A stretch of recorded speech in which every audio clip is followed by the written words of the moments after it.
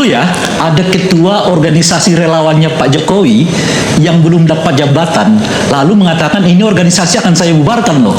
Lalu tiba-tiba dapat jabatan dia, wakil menteri. Itu terserah, itu mungkin itu udah nasibnya dia begitu kan. Yang jelas begini, kita mau menjelaskan aja.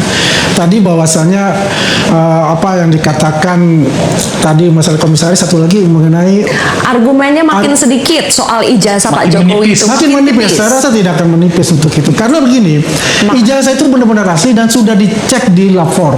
Karena saya juga ada itunya. Ini ijazah asli yang diterima oleh lapor. Ijazah beliau.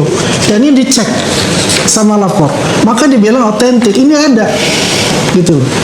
Ya, bisa lihat di sini. Oke, ada dari Puslapor Polri. Puslapor Polri. Ini dibawa dan dicek oleh Barreskrim. Ini asli. Dan ini yang akan mirip dengan ini, sama. Itu apa?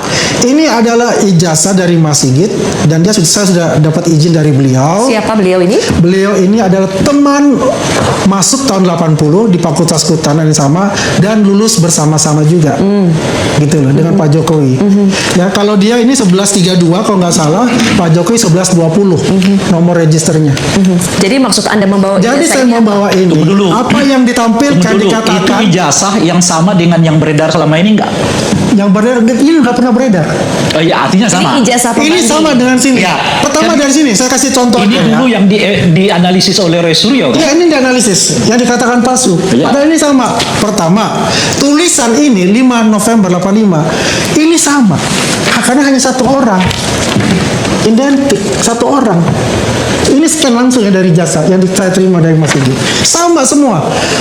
Baik rektornya, baik dekannya. Oke. Semua satu orang yang menulis itu.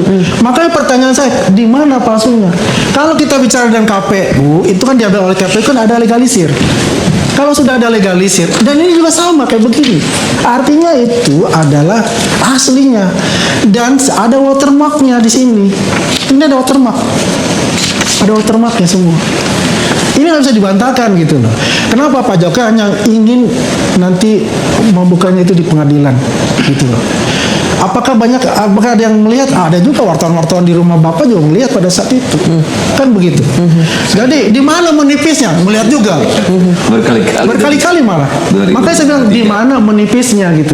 Karena ya ini asli semua.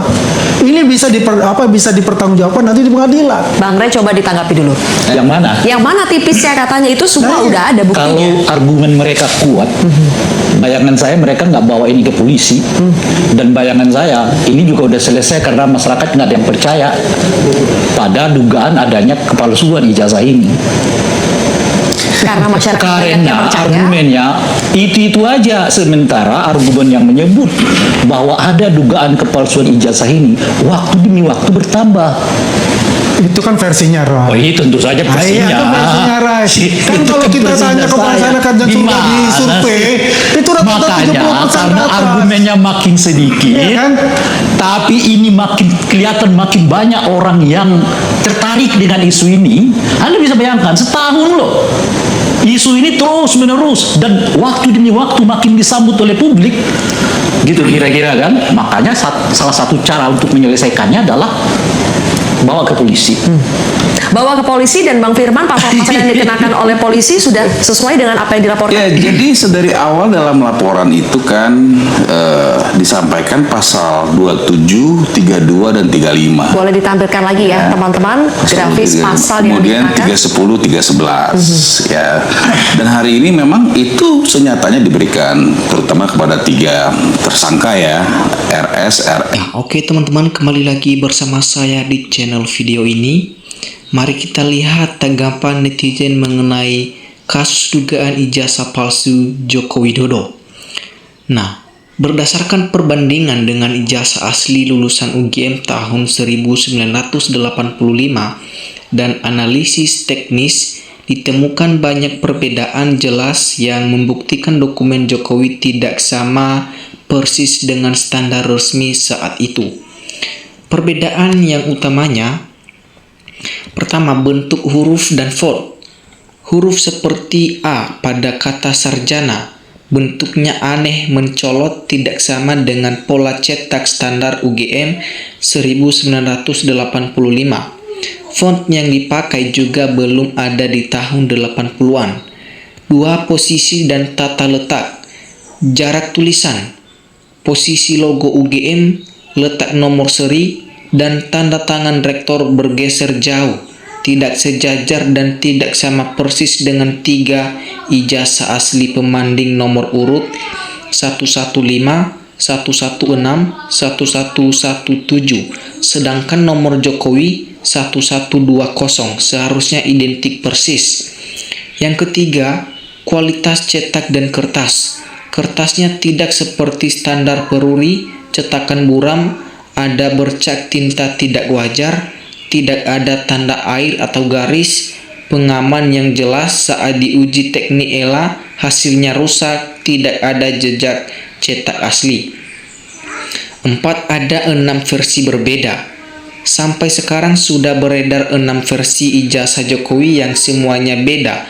Ada yang ada lipatan, ada yang tidak, ada yang logo bersih, ada yang luntur, mustahil dokumen asli punya banyak bentuk berbeda. 5. Kejanggalan skripsi. Pembimbing ditulis Prof. Dr. Atsmat Soemetro, padahal baru jadi guru besar Maret 1986, sedangkan ijazah keluar November 1985. Gelarnya belum sah saat itu. Tidak ada lembar penguji, tidak ada tanda tangan penguji, seolah tidak pernah diuji sidang skripsi. Foto wajah berbeda, bentuk telinga, bentuk wajah di foto ijazah beda jauh dengan aslinya, dianggap hasil tempelan atau editan di gambar ijazah itu. Nah, kesimpulan, karena banyak sekali perbedaan fisik, format tulisan kertas hingga data akademik, dokumen ini dianggap tidak sah, palsu, dan tidak sesuai standar resmi Universitas Gadjah Mada tahun 1985. Kita lihat bagaimana fakta paling fatal dan bukti utama kepalsuan. Jokowi tidak pernah hadir di sidang skripsi, skripsinya tidak pernah diuji, tidak ada catatan ujian, tidak ada tanda tangan penguji, dan lembar pengesahan kosong. Nah, bukti lengkap. 1. Tidak ada jadwal dan berita acara. Di arsip UGM tidak ada jadwal sidang, daftar penguji, berita acara, atau catatan kelulusan untuk nama Joko Widodo. Semua mahasiswa lulusan 1985 pasti ada datanya kecuali dia.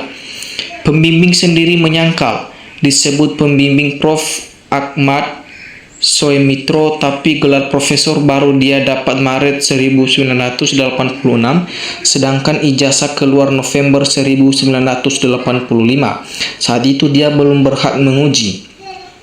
Dosen lain, Kasmujo, pernah disebut pembimbing tapi secara tegas membantah, saya tidak pernah membimbing skripsi Jokowi.